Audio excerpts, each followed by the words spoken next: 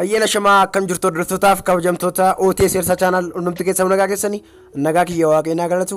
Egaan kun guyyaa irraa kanas immoo wanta baay'ee isin fayyadu isin gargaaru waan ajaa'ibaa tokko isiniif qabadhee dhufeetiin jira. Har'aan kana egaa kan isin agarsiisuudhaaf qabadhee itti dhufee jechuudha.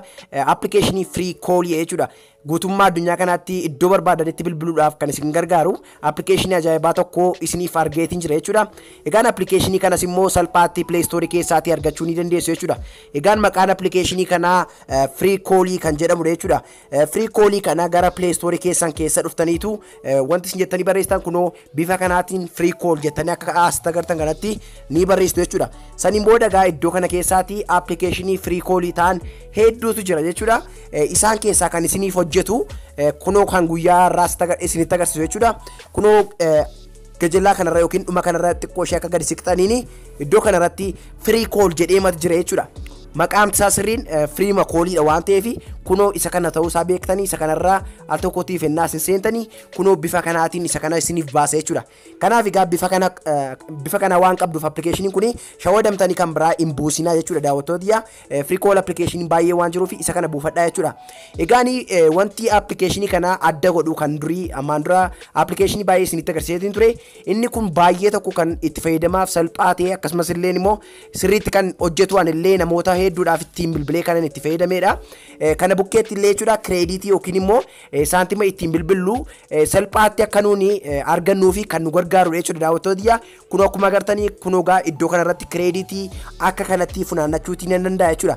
Egaan salphaatti haala bareedaa ta'ee fi haala namatti toluutiin egaa kireeditii kan mataa keessanii sassaabachuudhaani gara biyyoota barbaadanitti namaaf bilbiluutii ni dandeessu jechuudha. Inni kan biraan immoo kan baay'ee application kana namatti toltu sababiin toleef jechuudha. Email yookiin immoo wantoota baay'ee isin gaafatu jechuudha. Application kana keessa akka seentaniini oma waa tokko emailii waa tokko illee isin gaafatu salphaamatti akka barbaadanitti namaaf bilbiluu ni dandeessu jechuudha. Garuu iddoo kanarratti kireeditii funaannachuuti ni qabdu jechuudha. Akkuma iddoo kanarratti agartanii my credit iddoo jedhu kanarratti jechuudha. 358 kireeditii nan qaba jechuudha. Kana egaa salphaamatti as keessaatii itti fayyadamuudhaanidha jechuudha. Kan hin argadhe kunoo egaa iddoo kanarratti watch video kan jedhu ni jira, invite friend kan jedhu ni jira, akkasumas immoo gajjallaa kanarra yookiin dhuma kanarra check-in kan jettu ni jirti waan ta'eef kana check-in kana cuqaasuudhaan iddoo kanarra sign kan jettu jirti. Sign kana cuqaasuudhaan as keessaa egaa guyyaa guyyaatti jechuudha kireeditii isiniif kenna jechuudha. Fakkeenyaaf guyyaa irraa kireeditii 500 fudhadheetiin ture guyyaa borii immoo jechuudha kireeditii 1,000 naaf kennaatii deema akkasumas immoo hanga 5,000 illee siqaatii deema jechuudha application kuni. Inni kan biraan immoo jechuudha application kana haala bareedaa ta'eetiin akka inni isiniif hojjetuuf jechuudha lakkoofsa bilbilaa qofaa itti guutu jechuudha. Lakkoofsa bilbilaa osoo itti guutanii baay'ee tokko gaariidha.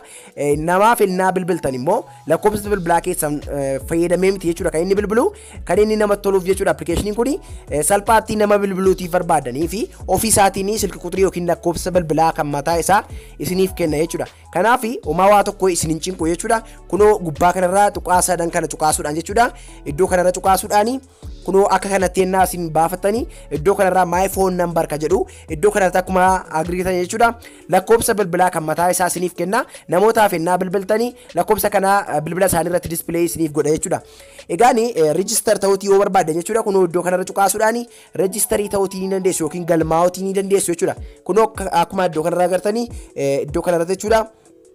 Ishee kana cuqaasuudhaan jechuudha wanta barbaadan gochuutii ni dandeessu jechuudha. Kunoo akkuma agartanii lakkoofsa kan mataa keessanii paaspoortii yookiin immoo iimeelii iddoo kanarratti ni galchitu. Dhuma kanarratti immoo please input passport jedha waan ta'eef lakkoofsa bilbilaa keessan galchuutii ni dandeessu jechuudha daawwattoota. Kanaaf baay'ee tokko waan namatti toludha jechuudha daawwattoota. Egaani paaspoortii kan mataa keessanii kan barbaadan akka galchitaniini register gochuutii ni dandeessu. Inni kan biraan lakkoofsa bilbilaa qofaadhaani galmaa'uu ni dandeessu isiniin jedheetiin jira. Egaani salphaamatti lakkoofsa bilbilaa keessan qofaatiin illee galmaa'uutii ni dandeessu. Lakkoofsa bilbilaa kan mataa keessanii akka inni itti isin gaafachuutii danda'u as keessa innaa seentan jechuudha. Kunoo lakkoofsa bilbilaa abbaa barbaadanii innaa bilbiluuf kaatanii kunoo akka bilbiltanii jechuudha. lakkoofsa bilbilaa kan mataa keetii aaddii gochuutii ni barbaaddaa jedhee isin gaafata. Yennaa sana isin immoo okay jettanii lakkoofsa bilbilaa keessan yennaa isin itti guutanii salphaamatti lakkoofsa keessan verify isiniif godha jechuudha. Inni kan biraan akkamitti namaaf bilbila kan jedhudha jechuudha. Salphaadha jechuudha namaaf bilbiluu fi jalqaba applicationii kana keessa bifa kanaatiin erginni isin gashee kunoo akka kanatti erginni isiniif baasee booda jechuudha. Kunoo kool ka jettu dhuma kanarra ni jirti jechuudha yookiin gajjallaa kanarra kool ka jettu ni jirti jechuudha. Ishee kana cuqaasuudhaan gara kanaa innaan isin dabarsu kunoo akkuma agartanii ishee kanarraa lakkoofsa bilbilaa kana cuqaasuudhaan jechuudha. Akka kanatti innaan isiniif baasu lakkoofsa bilbilaa nama sana abaluu bilbiluu fi barbaada sana iddoo kanarratti ni guutu jechuudha. Saniin booda akka addanarratti barreessitaniini wanti isin gootanii kunoo biyya barbaadan ni filattu jechuudha.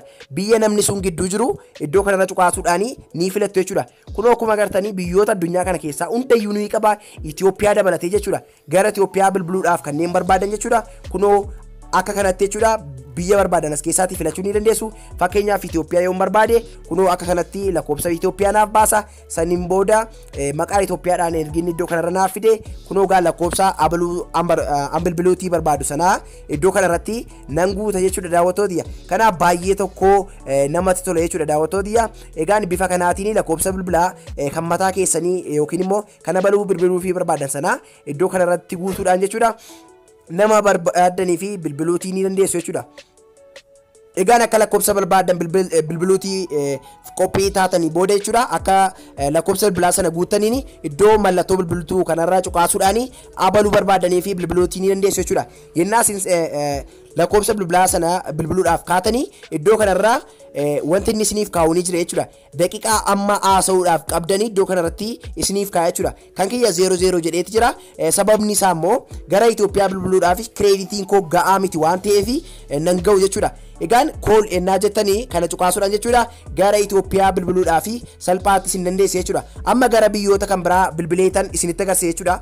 Fakkeenyaaf United States bilbiluutii yoo barbaade kunoo al tokko kanarra nan cuqaasa. Saniin booda kunoo akkuma iddoo kanarratti agartanii daqiiqaa 4 gara United Statesiin bilbiluutii nan danda'a jechuudha. Kunoo gaa lakkoofsa kana bilbiluudhaaf yoon kee bifa kanaatiin akka kanatti kool isiniif godha waan ta'eef salphaamatti gaa akka kanatti nama barbaadanii fi bilbiluun ni danda'ama jechuudha. Kunoo amma namni bilbilee fi narraa kaaseeti jira garuu abaluu isaa hin beeku calluma jedhee lakkoofsa guuteen jechuudha kan hin bilbilee soorii abaluun kee.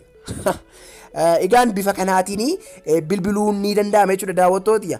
Egaan bifa kanaatiin hojjette applicationii kun uumaa waa tokko waan cimuun qabu kireeditii funaannachuuf egaa kunoo as keessa seenuudhaan guyyaa guyyaatti wantoota garaagaraa argachuu ni dandeessu. Inni baay'een salphaan jechuudha kireeditii argachuudhaaf jechuudha daawwattoota. Kunoo ishee kanarra cuqaastu jechuudha. Kunoo al tokkootiif kanarraa isin cuqaastanii akka kanatti kireeditii daqiiqaatti funaanuudhaanii kireeditii keessan baay'ifachuutii ni dandeessu jechuudha. Amma kireeditii 48 naaf kenneeti jira. Innaa kireeditii isiniif kennaati deemu kunoo iddoo kanarraa isiniif kaa'atii deema jechuudha. Kanaaf egaa hin shawwadamiinaa kanatti fayyadamuudhaan egaa gara biyyaa barbaadan kamittiyyuu bilbiluutii ni dandeessu jechuudha. Applicationii kanatti fayyadamtanii jechuudha daawwattoota. Egaan itti fayyadamni applicationii kana baay'ee tokko salphaa fi haala ajaa'ibaa waan hojjetuufan isiniif qabadheetti dhufe. Please viidiyoo kana gaa like gochuudhaan jajjabeessaan isiniin jedha. Waan viidiyoo kana daawwattaniif galatoomaa isiniin jecha saayitii muraasa booda immoo barnoota kan biraan hanga deebinee wal agarrutti nagaan naaf tura. Isiniin jaaladhaa isiniin kabajaa. Ciao.